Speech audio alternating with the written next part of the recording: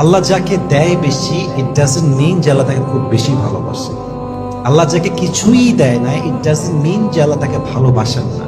বরং যাকে আল্লাহ দিয়েছেন এটাও তার জন্য পরীক্ষা, যাকে আল্লাহ দেন নাই এটাই তার জন্য পরীক্ষা।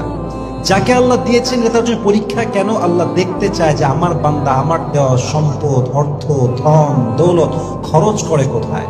আর যাকে আল্লাহ তাআলা দেন নাই তাকে আল্লাহ তাআলা দেখতে চায় যে আমার বান্দা কিছু না পেয়েও আমার জিকির করে কিনা, আমার স্মরণ করে কিনা। সুবহানাল্লাহ পড়বেন না আপনারা সবাই?